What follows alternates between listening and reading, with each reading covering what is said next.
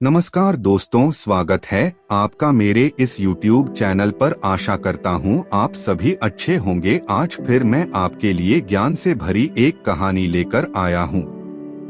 कहानी अच्छी लगे तो कहानी को लाइक और कमेंट करें। तो चलिए बिना देरी के सुनते हैं कहानी को।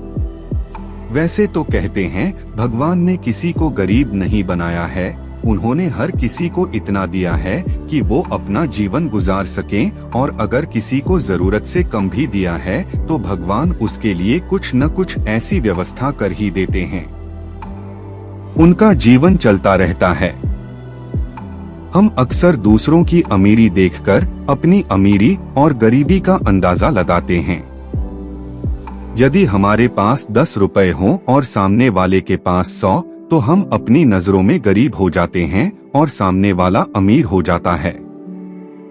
हम यह नहीं सोचते कि एक व्यक्ति कितनी मेहनत से रुपए कमाता है। एक 100 काम कर रहा है, उसकी जरूरतें क्या हैं? हम तो बस दूसरे की दौलत देखते हैं और अपनी राय बना लेते हैं। गौतम बुद्ध की आज की प्रेरणादायक कहानी के माध्यम से आप जानेंगे कि भगवान बुद्ध के अनुसार कौन धनवान और धनवान व्यक्ति होता है। साथ ही आप यह भी समझ जाएंगे कि गौतम बुद्ध हर व्यक्ति को अमीर क्यों कहते थे।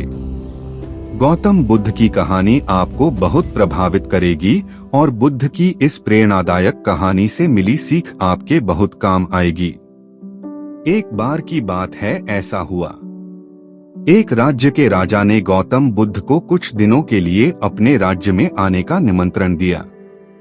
बुद्ध ने उस राजा का निमंत्रण स्वीकार कर लिया और अपने कुछ शिष्यों के साथ उस राज्य में चले गए। राजा ने बुद्ध से मुलाकात की और उनसे कुछ दिन वहां रहकर अपने राज्य के लोगों की समस्याओं का समाधान करने और उन्हें धार्मिक मार्ग पर चलने की शिक्षा देने का अनुरोध किया। बुद्ध ने राजा की बात मान ली और इस राज्य में 3 दिनों के लिए एक धार्मिक परिषद आयोजित करने का निर्णय लिया।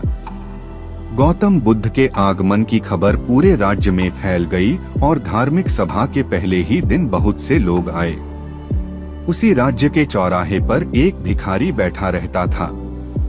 उसे भी गौतम बुद्ध के आने की खबर थी, लेकिन वह सोचने लगा कि धर्मसभा में जाकर और यहाँ बैठकर उसे क्या मिलेगा। जैसे जैसे लोग आएंगे वे मुझे भिक्षा में कुछ न कुछ अवश्य देंगे। पहले दिन कई लोग आए और इस भिखारी ने अच्छी खासी कमाई की। अगले दिन फिर वही क्रम जारी रहा।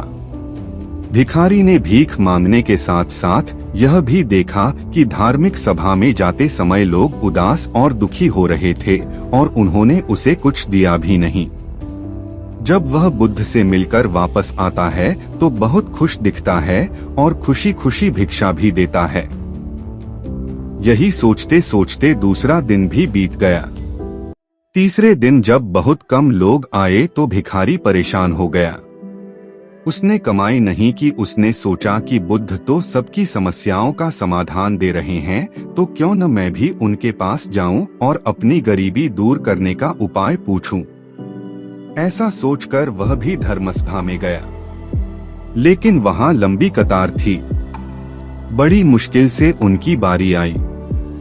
बुद्ध के पास पहुंचकर उसने प्रणाम किया और कहा, प्रभु, इस गांव में सभी लोग सुखी हैं और सभी लोग धनवान तथा सुख सुविधा संपन्न हैं, फिर मैं गरीब क्यों हूँ?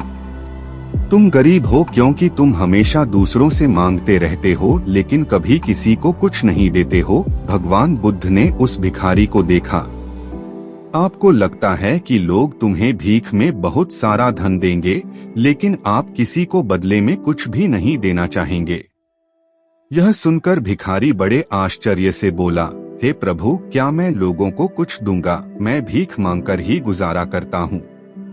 मेरे पास देने को आखिर है क्या? बुद्ध कुछ देर के लिए चुप हो गए और कुछ देर रुककर बोले, तुम बहुत मूर्ख हो। भगवान ने तुम्हें और हम सभी को किसी को देने या दूसरों के साथ बांटने के लिए बहुत कुछ दिया है। आपने एक मुस्कान दी है जिसे आप दूसरों के साथ साझा कर सकते हैं और उन्हें आशा और उम्मीद दे सकते हैं।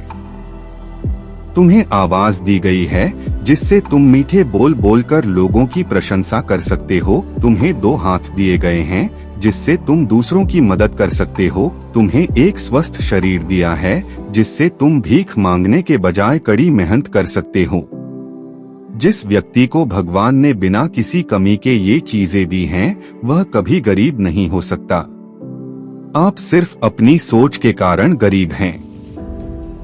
जैसे ही आप इस सोच से बाहर निकलेंगे, आप खुद को दूसरों की तरह अमीर समझने लगेंगे और आपकी जिंदगी भी बेहतर हो जाएगी।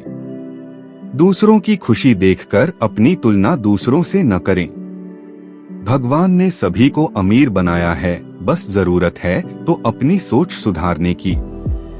भगवान बुद्ध की बातें सुनकर मनुष्य को अपने जीवन का मूल्य समझ में आया और वह उनके द्वारा दी गई शिक्षाओं के अनुसार अपना जीवन जीने लगा।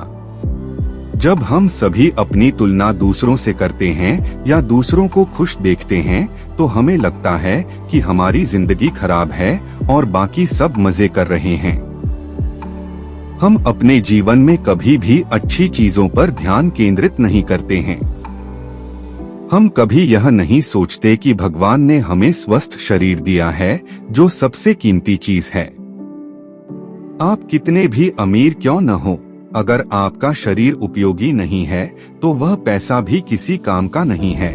और वहीं अगर आप गरीब हैं लेकिन आपका शरीर बिल्कुल स्वस्थ है, तो आप अपने आप में एक अमीर व्यक्ति हैं। कोरोना काल में हम सभी ने देखा है कि पैसे से ज्यादा जरूरी स्वस्थ शरीर है। हेलो दोस्तों, आशा है कि आपको ये स्टोरी अच्छी लगी होगी। स्टोरी अच्छी लगी हो तो स्टोरी को लाइक और अपने दोस्तों के साथ शेयर करें। तो मिलते हैं एक ऐसी ही स्टोरी में नेक्स्ट स्टोरी वीडियो में। अगर आप इस चैनल पर नए हैं तो आप मेरे इस YouTube चैनल स्टोरी अड्डा बाय AP को सब्सक्राइब करें। Thanks for watching.